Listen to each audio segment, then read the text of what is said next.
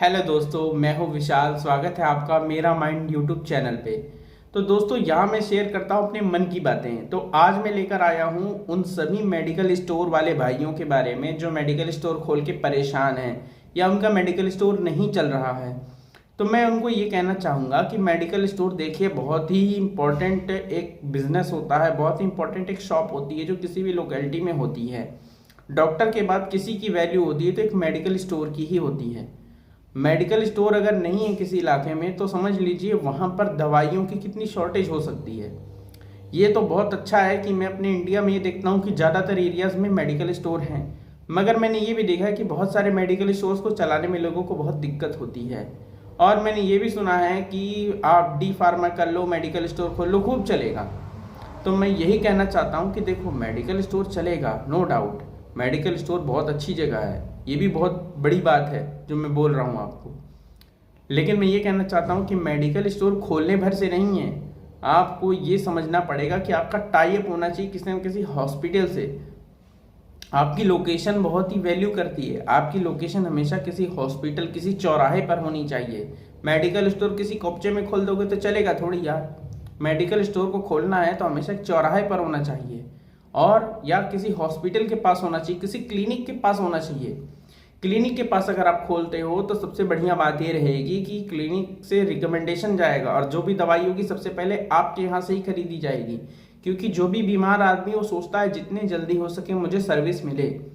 तो आपको हमेशा अपने मेडिकल स्टोर को किसी हॉस्पिटल, किसी लैब, किसी चौराहे पर खोलना चाहिए जहाँ पर आपकी अवेलेबिलिटी और रीचेबिलिटी ज़्यादा हो सके। किसी गांव कुपचे में खोल लोगे तो नहीं चलेगा। दूसरी बात, आपको हमेशा ये ध्यान रखना है कि आपकी दवाई अप टू डेट होनी चाहिए, एक्सपायरी नहीं होनी चाहिए। तीसरा, आपको कोशिश करनी चाहिए कि आपके संपर्क में कोई ना कोई डॉक्टर रहे, ताकि अगर कोई बीमार होकर आपके यहाँ पहुँच रहा है तो आप डॉक्टर तक पहुँचा सको। आपसे मेडिकल की डिग्री लेकर के, जिसमें दवाइयों के बारे में आपने सीखा है, इसलिए आपको बेसिकली ये तो पता चलता है कि आप क्या दवाइयाँ देनी है किस बीमारी में।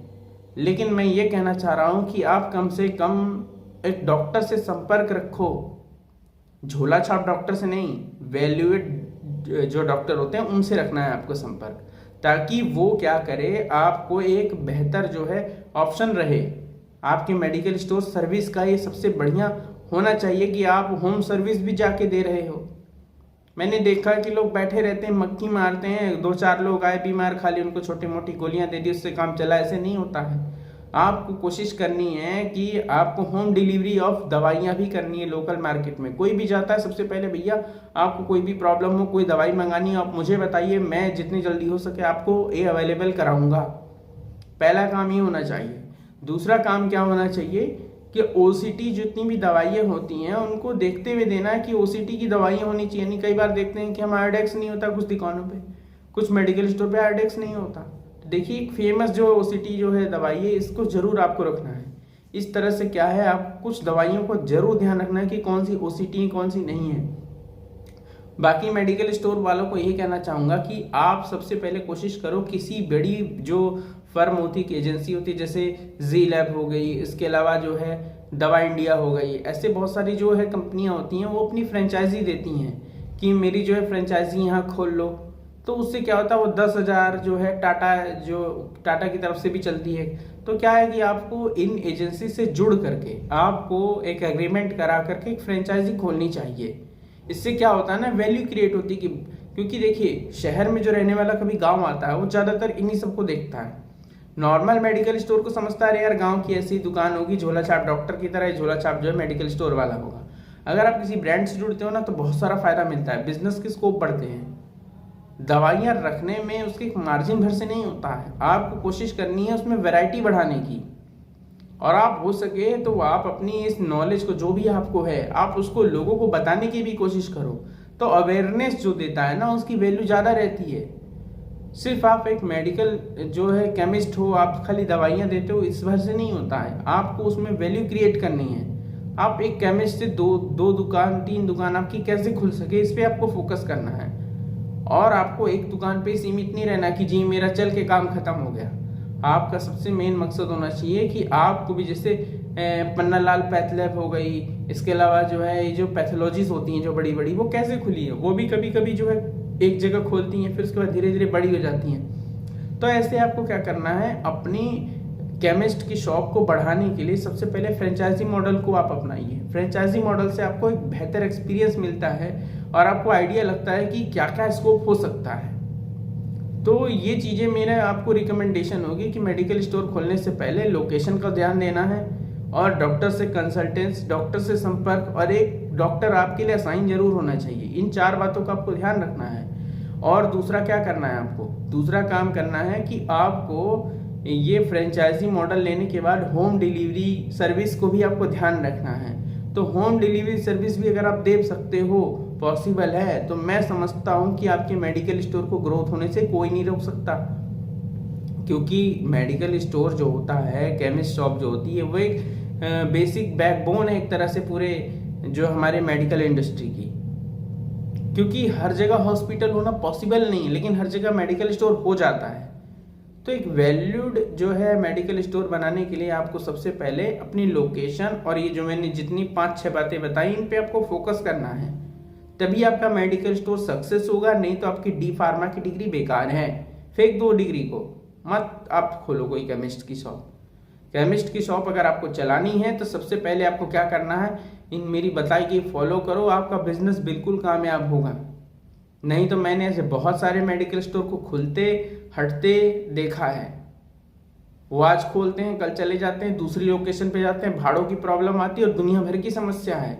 और हाँ, मेडिकल स्टोर कई बार मैंने देखा वो पहली मंजिल पे होता है, ये भी गलत है। मेडिकल स्टोर जैसी बेसिक चीज हमेशा ग्राउंड फ्लोर पे होनी चाहिए, ना कि अंडरग्राउंड, ना कि ओवरग्राउंड। फर्स्ट फ्लोर और ग्राउंड अंडरग्राउंड फ्लोर पे नहीं होना चाहिए, हमेशा कहाँ होनी चाहिए, नॉर्मल प्लेन्स पर होना चाहिए, यानी कि सड़क के किनारे जो लग रहा है वैसा होना चाहिए। क्योंकि पेशेंट जो बीमार होता है ना, ये पेशेंट के जो साथ होता है, अगर वो इमरजेंसी में दवाई लेने आ रहा है तो उसके लिए रीचेबिलिटी आपकी सबसे ज्यादा सहूलियत भरी होनी चाहिए। कंपटीशन बहुत है, मोड़ मोड़ पर लोग डी फार्मा की डिग्री लेकर के बैठे हुए हैं, बी फार्मा, डी फार्मा है, इस तरह से लेकर के लोग केमिस्ट शॉप खोल लेते हैं। इससे कुछ नहीं होता। आपको सबसे पहले अच्छी सी लोकेशन और अच्छी कंडीशन में दुकान को रखना है।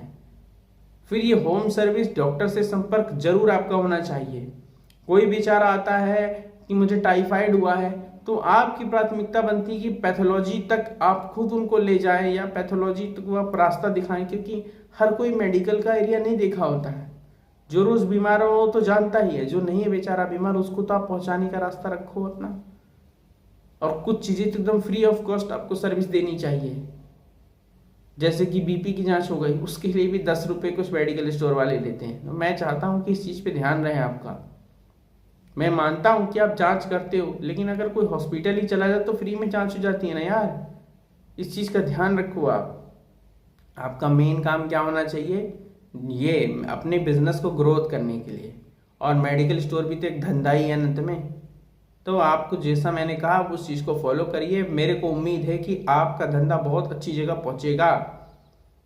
तो मैं जो है यही आपको राय दूंगा कि इन सभी फॉर्मूले को जो मैंने बताया इनको फॉलो करिए, और आपकी तरक्की न साल 1.5 साल में हो गई तो मेरा नाम आप बदल दीजिएगा। यही वीडियो में आकर आप कमेंट भी कर सकते हैं कि जी हमने आपकी बात मानी और हमें कोई तरक्की नहीं मिली, तो मैं भी देखूं कि हाँ आपकी क्या समस्या जेन्युइन आ रही है। बाकी इन केस कुछ अगर मेरी तरफ से छूट गया है तो कमेंट में आप जरूर लिख कर भेजिए, ताकि मैं इस पॉइंट को जोड़ के फर्दर कोई न्यू वीडियो बनाता हूं तो इस पॉइंट को भी रख सकूं। बाकी दोस्तों, आशा करता हूं कि आपके धंधे को जो है 4 चांद लगे और आप तरक्की करें।